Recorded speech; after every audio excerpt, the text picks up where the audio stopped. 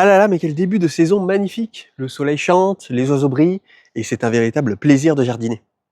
Et bien ça, malheureusement, c'est uniquement que dans ma tête, parce que à chaque fois je me dis la météo peut pas être pire, et bien finalement si, elle peut être pire.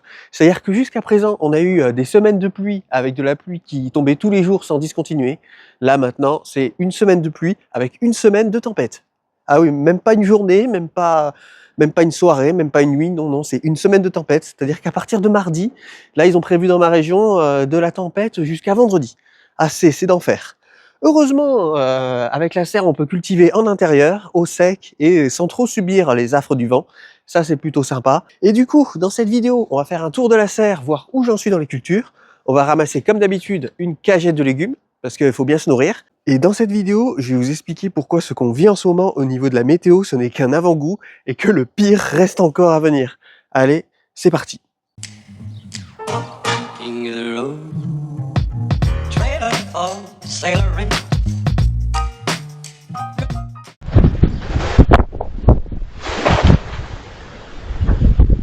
Vite, mettons-nous à l'abri. Hop. Ah, on est quand même bien mieux à l'intérieur. Bon, je préfère vous prévenir, cette vidéo risque d'aller de pire en pire, c'est-à-dire que j'ai tourné l'intro mardi et juste après il y a eu une tempête. Et là nous sommes mercredi et là dans quelques minutes il va y avoir de nouveau une tempête et là c'est la pire tempête de la semaine. Donc autant vous dire que si ça part en cacahuète c'est normal. Je vous présente ma toute dernière invention, le trépied tempête, avec un petit parapluie que j'ai installé ici pour bien vous protéger en cas de grosse pluie. Voilà, c'est un parapluie pour poussettes normalement que j'ai installé sur ce trépied. Et je peux également y installer des poids. Donc là j'ai mis de base un poids de 1 kg, mais je peux monter jusqu'à 10 kg, 20 kg, voire 50 kg si jamais il le faut. Et là, je peux vous dire qu'avec 50 kg, le trépied il n'est pas prêt de bouger. Bon, maintenant on va voir les cultures. Déjà là j'ai mon super bidon d'eau de pluie de 220 litres qui me permet d'avoir de l'eau à température ambiante pour éviter d'avoir des chocs thermiques en arrosant les plantes avec de l'eau beaucoup trop froide. Franchement ça me dépanne vachement d'avoir de l'eau à l'intérieur de la serre sans avoir à devoir sortir à chaque fois pour ramener de l'eau à chaque fois. C'est d'enfer. Juste à côté de mon réservoir d'eau de pluie, ici j'ai des oignons rocambole, oignons perpétuels. Voilà, ça fait 5 ans que je les ai plantés quand même. Et ils sont toujours là, c'est normal vu qu'ils sont perpétuels. C'est-à-dire qu'entre temps, j'ai eu le temps de changer de serre totalement et de reconstruire une serre par-dessus. Et eux, ils sont toujours là, ils n'ont pas bougé. Donc pour l'instant, ils sont en repos végétatif, mais ils vont vite repartir. Donc voilà, les oignons rocambole, ça fait des oignons qui poussent en l'air de façon aérienne. Et cette année, grande nouveauté, je vais tester une autre variété, l'ail rocambole. Voilà, l'ail rocambole, ça va faire comme les oignons rocambole, ça va faire de l'ail qui pousse en l'air de façon aérienne. Comme ça, j'aurai sur la même zone de culture les oignons et l'ail. J'ai hâte de voir ce que ça va donner. Je pense que ça va être énorme. Et juste à côté des oignons rocambole, ici j'ai la zone où j'avais mes radis d'hiver. Donc là ça y est, j'ai achevé la culture, je les ai tous mangés, il n'y a plus rien. Donc là j'ai planté quelques petites salades histoire de boucher un petit peu les trous. Et j'ai le chou que j'avais planté en octobre qui va maintenant prendre le relais et occuper tout cet espace. Et sinon maintenant je vais rien planter ici jusqu'à l'arrivée du potager d'été. Comme ça j'aurai bien le temps de bien enrichir la zone de culture pour repartir sur la nouvelle saison dans de parfaites conditions.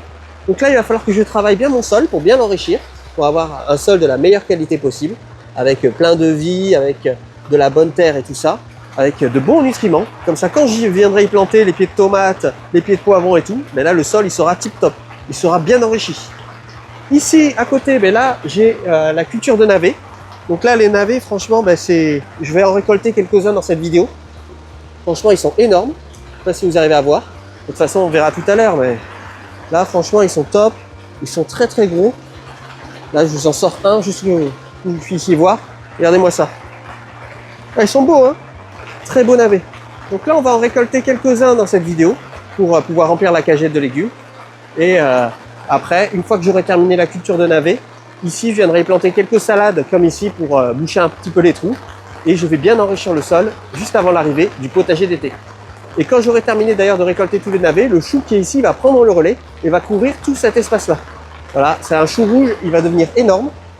Donc là, pour l'instant, il est en train de reprendre parce que je l'ai planté en octobre. Donc là, il a un peu dormi pendant cet hiver et là, il est en train de reprendre et il est en pleine forme.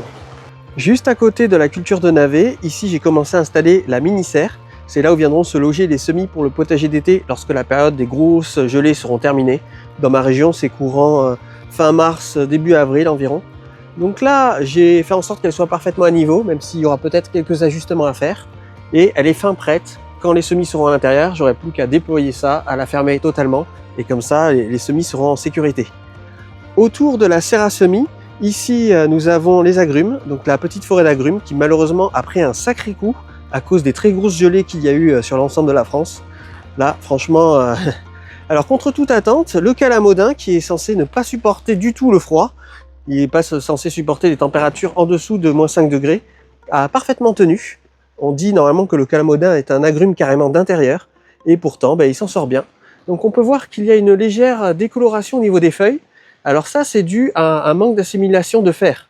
Mon sol est argileux, donc déjà ça bloque l'assimilation du fer pour les plantes, mais également quand les températures commencent à refroidir, les plantes ont beaucoup plus de mal à assimiler le fer. Donc c'est normal, là c'est la période où voilà, il est un petit peu en carence, et dès que le printemps va arriver, il va falloir que j'enrichisse bien le sol autour du pied de calamodin, et comme ça normalement il devrait repartir dans de bonnes conditions. À côté ici nous avons le mandarini satsuma, qui est un agrume qui supporte plutôt bien le froid, donc lui franchement nickel. Pareil que pour le calamodin, il a des petits problèmes d'assimilation du fer, on peut voir au niveau de la décoloration des feuilles. Et par contre le citronnier classique, lui il a pris un sacré coup. Donc là pour l'instant je le laisse tel quel, c'est-à-dire que les parties mortes vont permettre un petit peu de protéger ce qui est encore vivant. Et dès que le printemps va commencer à arriver et dès que la période des très grosses gelées arrivera à son terme, je commencerai à le tailler en prenant en compte les parties qui sont mortes. Vous voyez par exemple ça c'est mort, voilà. Et par contre vous voyez ça c'est encore en vie, c'est encore bien vert. Donc là en fonction je ferai une taille de formation pour qu'il puisse repartir dans de bonnes conditions. Et ici nous avons le citronnier caviar qui lui aussi a pris un sacré coup, mais aucune branche n'est touchée par le gel, ça c'est plutôt pas mal. Voilà, et par contre toutes les feuilles sont KO. Donc on verra bien, je vais attendre le printemps et après en fonction je vais lui faire une nouvelle taille de formation pour qu'il puisse repartir dans de bonnes conditions. Mais voilà, c'est des choses qui arrivent, c'est-à-dire que même sous serre, les agrumes ne sont pas à l'abri. D'ailleurs il y a même des professionnels qui ont eu des grosses pertes au niveau des agrumes. Moi franchement je m'en tire plutôt bien, rien n'est mort, mais bien sûr ça a pris quand même un sacré coup. Par contre, dans ma forêt d'agrumes, il y a un petit souci, c'est que le basilic Magic Mountain a décidé de devenir une plante invasive indésirable. C'est-à-dire que j'ai du basilic Magic Mountain qui pousse partout. Là, ça commence à pousser, à envahir toute la partie mini-forêt. Donc maintenant, je suis carrément obligé de désherber le basilic. Là, j'en ai vraiment partout. Donc là, j'avais planté un pied ici avant, je l'ai retiré et je vais retirer tous les basilic Magic Mountain qui sont de ce côté pour pouvoir avoir de la place pour d'autres cultures. Et là, franchement, je suis envahi par le basilic. Après, il sent quand même assez bon. Mais voilà. Ici, j'ai le sucré des Incas. Voilà, c'était l'Ipa adoucis. Et là, je vais devoir le tailler. Lui, il n'a pas supporté la période de gel. Donc peut-être qu'en taillant, je peux faire en sorte qu'il puisse repartir. Mais voilà, lui aussi, il a pris un sacré coup. Et j'ai une petite salade ici qui pousse tranquillement. Juste à côté, ici, j'ai ma racine de gingembre qui est devenue énorme. Là, franchement, elle a atteint une taille assez impressionnante. Alors, j'hésite encore si je la retire ou si je la laisse. En fait, ce que j'aimerais éviter, c'est qu'elle pourrisse. Et ce que j'aimerais, c'est la transformer en plante perpétuelle dans la serre et d'avoir une production de gingembre à l'année. Donc, c'est une expérience qui est en cours d'expérimentation. Pour l'instant, elle n'a pas l'air de présenter de signes de pourrissement, même si un petit peu là, peut-être. Voilà, donc on va bien voir ce que ça va donner. Et ouais. Ou alors, à la limite, ce que je pourrais faire, la récolter, la diviser en plusieurs morceaux pour en mettre partout. Ça serait bien. Mais en attendant, je l'enterre bien profondément, je mets pas mal de terre dessus pour la protéger des gelées. Voilà, comme ça au moins, je suis sûr qu'elle ne mourra pas à cause des grosses gelées. Une autre culture que j'avais également ici, c'est le coqueret, le Physalis coqueret du Pérou. Donc là, je pense qu'il est mort, mais on ne sait jamais. Je laisse quand même la base du pied en profondeur, et puis peut-être qu'il va repartir. Je sais que ça peut devenir une plante perpétuelle sous serre, donc on va bien voir. Mais franchement, entre nous, j'ai peu d'espoir. Hein. On laisse, et puis on verra bien. Donc là, pour l'instant, je ne fais plus d'arrosage, parce que avec les grosses pluies qu'il y a en ce moment, il y a des remontées de la nappe phréatique. C'est-à-dire que j'ai des infiltrations d'eau qui remontent par le sol de la serre. Là, on peut voir que c'est mouillé. Là, normalement, ici, c'est totalement sec. Là, on peut voir qu'il y a de l'eau hein, qui remonte ici. Alors, le gros avantage des Zoya, c'est que ça permet de contrôler la hauteur de la nappe. C'est-à-dire que quand on regarde à l'intérieur, si on voit que l'eau ne part plus, on peut voir à peu près où se situe le niveau de la nappe phréatique. Et là, on peut voir que la nappe phréatique est assez proche du niveau de la terre. Donc là, en ce moment, il n'y a plus besoin d'arroser dans la serre. Là, vous voyez, ici aussi, on peut voir, les Zoya ne se vident plus.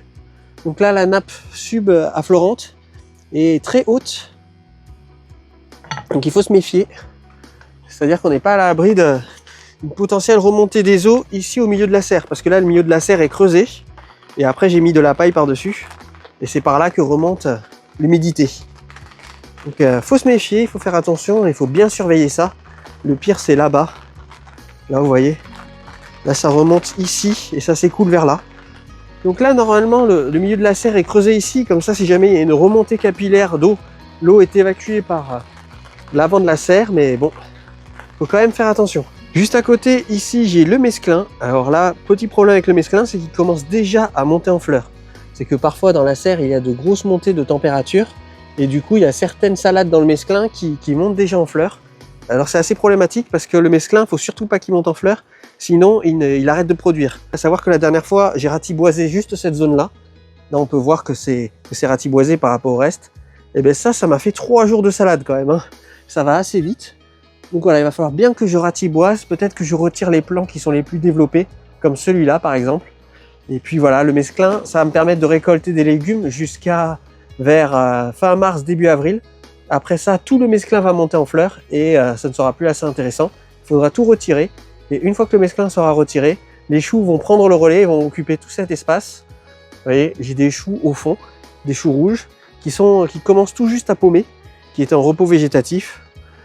Et voilà, une fois que le mesclin sera plus là, les choux vont prendre le relais et occuper cet espace. Et après, une fois que ce sera terminé, il va falloir que j'enrichisse bien la zone de culture parce que juste après, il va y avoir l'arrivée du potager d'été. À côté ici, nous avons les radis noirs. Là, les radis noirs qui poussent bien. Petite attaque de bestioles sur certaines feuilles. Donc là, il va falloir que je retire. Vous voyez, je sais pas trop ce que c'est. Des pucerons, un genre de puceron. Il va falloir que je nettoie bien cette zone pour éviter d'avoir une invasion de pucerons. Et là, les radis noirs, ils poussent tranquillement. Ils ne sont pas encore arrivés à terme. Là, on peut voir à peu près à quoi ils ressemblent. Et voilà, ils ne sont pas encore arrivés tout de suite à terme. Il va falloir encore être un peu patient. Donc ils vont arriver à terme très prochainement quand même, je pense, là, dans les prochaines semaines avec les remontées en température et la luminosité qui va s'intensifier. Ça va bientôt être prêt. Donc voilà, radis noirs. Et ici, nous avons les oignons rocambole, là, qui sont toujours là. Eux, il va falloir que je mange la partie feuilles vertes, ici, pour les rabattre, pour qu'ils puissent repartir après dans de bonnes conditions. Et à côté de ces oignons rocambole, j'ai planté également de l'ail rocambole, qui est ici. Voilà, pour contrôler l'infestation au niveau des radis noirs, j'ai bien taillé toutes les feuilles qui étaient les plus affectées. Tout est ici. Et maintenant, sur les radis qui restent, les radis que j'ai bien rabattus et redescendus, pour éviter d'avoir une nouvelle infestation, je vais appliquer dessus un mélange d'eau et de savon noir, voilà, que je mets en spray dessus, pour tuer les potentiels nids qu'il peut y avoir. Donc là, pour l'instant, l'infestation est maîtrisée, mais malheureusement, elle n'est pas endiguée. Hein. Il y a potentiellement d'autres nids sur certaines feuilles, voilà, qu'on ne voit pas forcément. Donc je pense qu'une fois que les cultures de radis noirs là, seront arrivées à leur terme, là, je ne vais plus rien mettre dans la serre jusqu'à l'arrivée du potager d'été. Ça va me permettre de bien assainir un peu la zone, parce qu'il y a sûrement des potentiels foyers de champignons ou de petites bêtes comme ça qui peuvent ressurgir. Et ça ne m'arrangerait pas du tout que ça arrive en plein milieu du potager d'été. Donc voilà, là il va falloir bien maîtriser, bien surveiller et bien sûr appliquer de temps en temps la solution d'eau et de savon noir pour pouvoir endiguer toute nouvelle infestation. Bon, maintenant on va commencer à remplir la fameuse cagette de légumes. Je l'ai rincée, elle est fin prête. Alors cette fois-ci je ne vais pas m'amuser à remplir à ras-bord la cagette de légumes parce qu'en ce moment je fais plutôt du potager à l'assiette directement, c'est-à-dire que quand j'ai besoin de me cuisiner quelque chose, je viens directement chercher au potager ce dont j'ai besoin. Ça évite que ça encombre mon frigo inutilement. Donc là je vais prendre uniquement des navets pour ce soir et demain soir. Et après le reste, je viendrai le prendre au moment opportun. Bon, je crois que je me suis un petit peu emballé. J'avais dit que j'en prenais seulement pour ce soir et demain soir. Et là, j'en ai pris pour jusqu'à la fin de la semaine. Regardez-moi ça. Là, ils sont beaux, hein.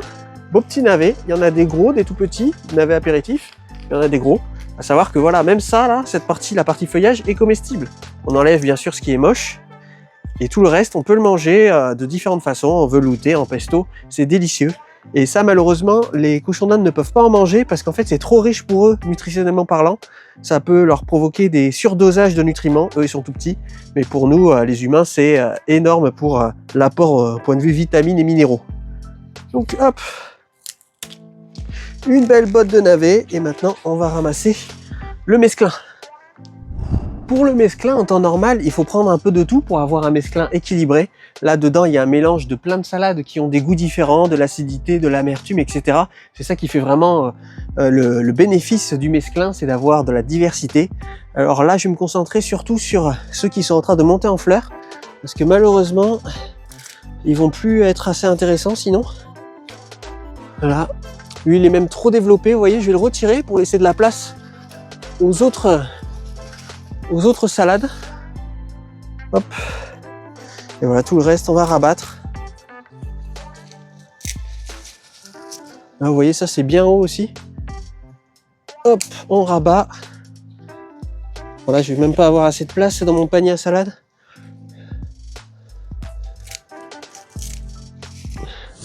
Et voilà, notre cagette de légumes de fin février qui est ici. Donc ici, nous avons mon panier à salade qui est plein à craquer. Je sais pas comment je vais faire pour faire rentrer ça dans l'appareil pour laver les salades. Et là, nous avons nos magnifiques navets. Là, franchement, ils sont super beaux. Ils sont très difformes, mais ils sont super beaux. Et la partie feuillage, bien sûr, qui est comestible. Là, ça fait une sacrée cagette, hein, franchement, pour une fin de mois de février.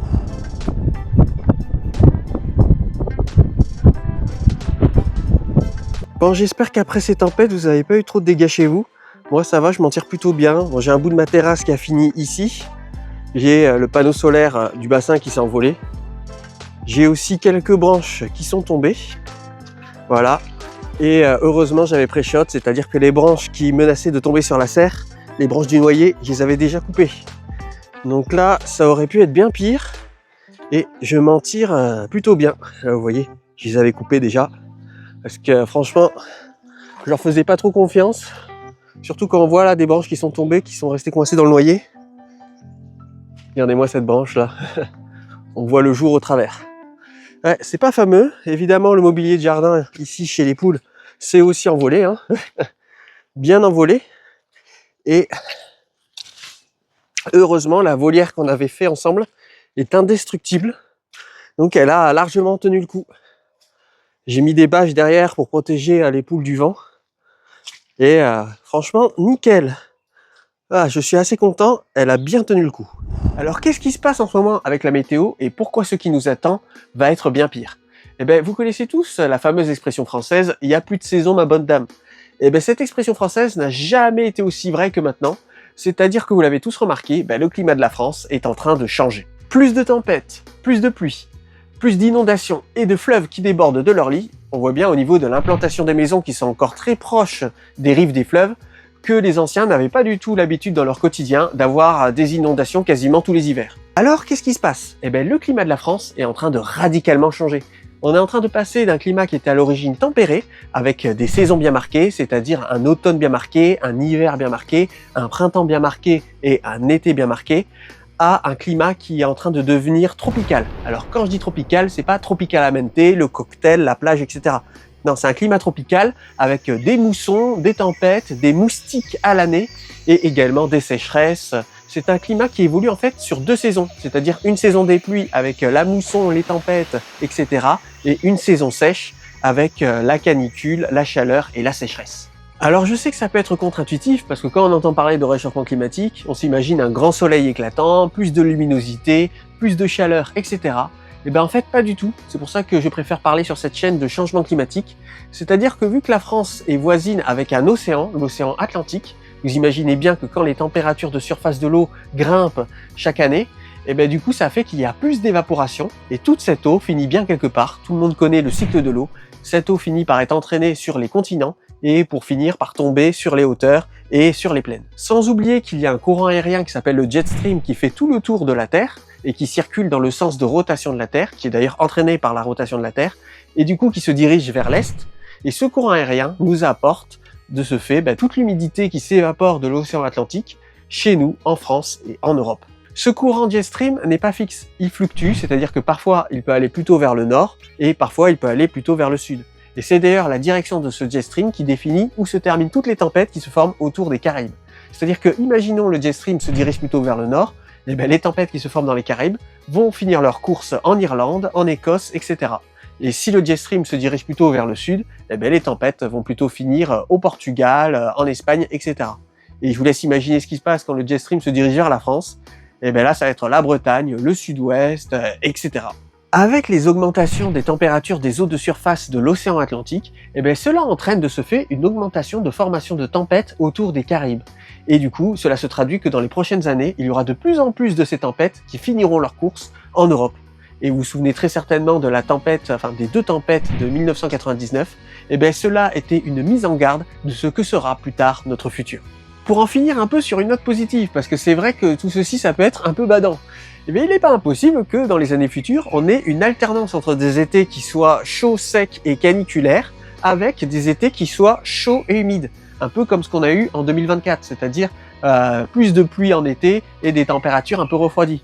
Ce qui va se traduire par des potagers plus verdoyants et une tâche d'arrosage qui sera grandement diminuée.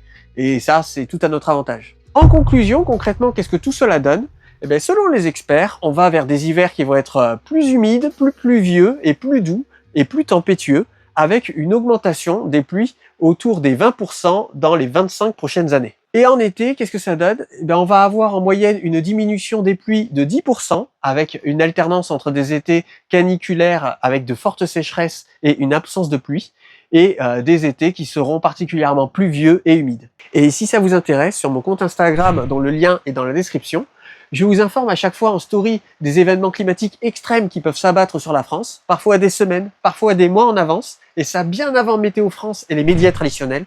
Alors comment je fais ? Je passe beaucoup trop de temps sur les forums de passionnés de météorologie. Sur ces forums, il y a des passionnés du monde entier, il y a ce bon vieux GG avec sa station météo amateur, et il y a également des monsieur météo à l'américaine, des madame météo à la japonaise, des monsieur météo anglais, également allemands, etc. C'est un forum où se regroupent tous les passionnés, où ils parlent de météo en permanence. C'est très intéressant. Et du coup, c'est comme ça que j'arrive à piocher certaines infos et c'est comme ça que je me forme un petit peu pour apprendre à prédire, à prévoir un peu les événements climatiques qu'il peut y avoir potentiellement en Europe. La combinaison de toutes ces informations me permet d'être plus efficace au potager, en sachant précisément quand il faut réaliser tel ou tel semis, en sachant également quand il faut fermer et ouvrir la serre, et aussi quand il faut positionner le fameux P17 pour pouvoir protéger ses plantes du gel. Et d'ailleurs, petit avant-goût de ce que je vais annoncer en story sur Instagram très prochainement, prévoyez des voiles P17, prévoyez des voiles d'hivernage, car le froid est de retour. Il n'est pas impossible qu'il y ait également le retour de la neige dans les plaines. Et également, on va avoir un fort refroidissement courant fin février, début mars. Il va falloir faire très attention au niveau du gel par rapport à nos semis. Et je vous dis à la prochaine. Merci énormément aux membres de la communauté qui permettent la survie de la chaîne en me soutenant financièrement, soit via le Tipeee, soit en cliquant sur le bouton rejoindre de la chaîne. Je ne veux pas que cette vidéo vous décourage. Sachez que l'homme s'est cultivé sous toutes les latitudes. Il n'en revient qu'au peuple français de relever ce nouveau défi. Et puis bon, dans quelques années, on pourra cultiver des bananes et des ananas. C'est pas mal, non ?